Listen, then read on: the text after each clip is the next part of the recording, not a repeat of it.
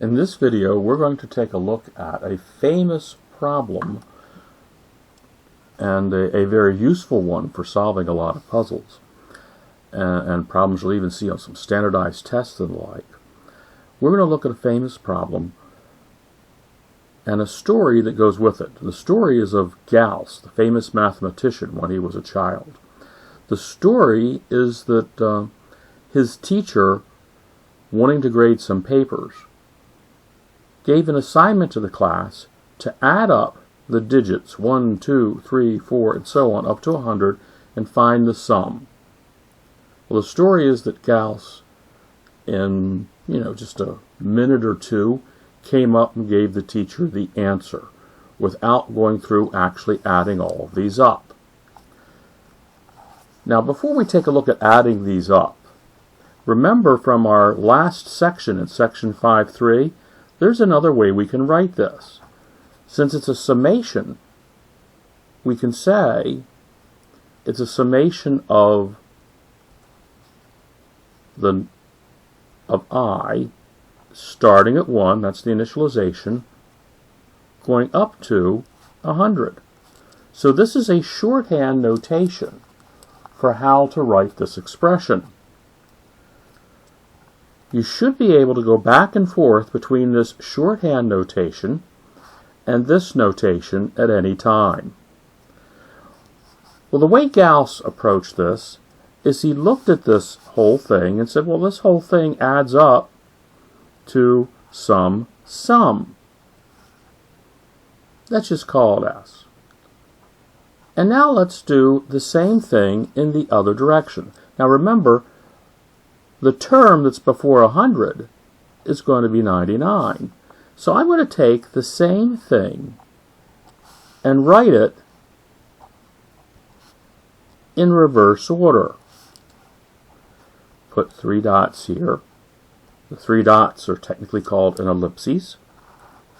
And you know that this also adds up to the same sum.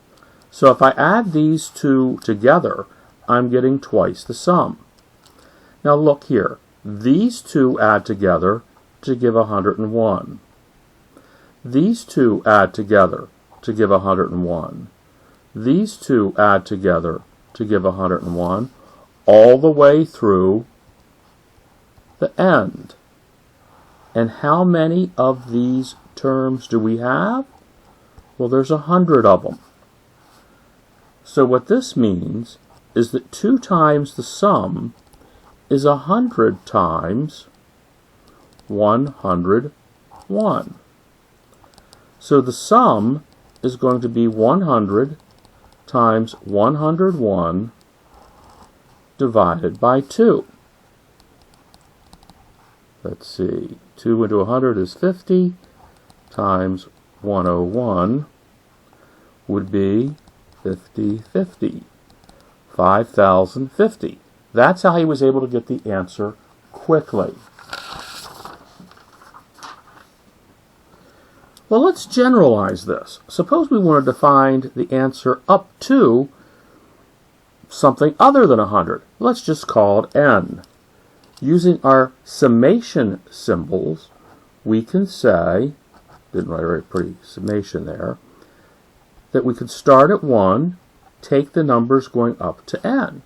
And that's a shorthand notation for writing this entire expression. Well, if we say this thing is also a sum, let's try writing this in reverse order. Remember that the thing that's before, the term that's before an n, is n minus 1. So if we write these in reverse order, this is n plus n minus 1 plus n minus 2, and so on, down to the last one, which is 2, the next to the last one, the last one is 1, the next to the last one is 2, one before that is 3. If we do the same thing that Gauss did with the problem with 100, you see this sum plus this sum is giving us 2 times the sum. I think I'll write it here. This plus this is n plus 1. This plus this is n plus 1. each one of these pairs adds up to n plus 1. I think I wrote that there prematurely.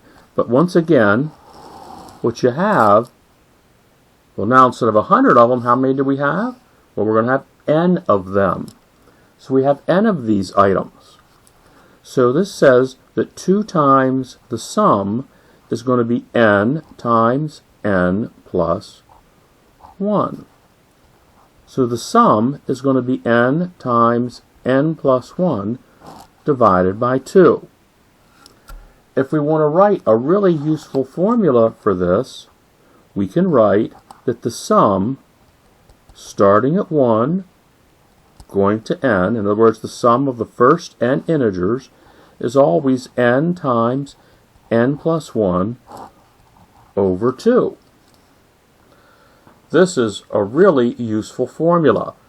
I remember seeing one time on a standardized test a problem where somebody was stacking cans in a grocery store. Kind of like this. So each row would have one less can than the one below it. Well, you see, if they told you how many cans are on the bottom row, say it's 10, you could just use this formula to figure out how many cans are in the entire pile, because the sum going from 1 to 10 of I is going to be 10 times 10 plus 1 divided by 2. So this is 5 times 11, or 55. You can do a problem like that very easily. And I'll show in one of the other videos that we can do similar problems fairly easily also. But the next video is going to be about proving this using mathematical induction.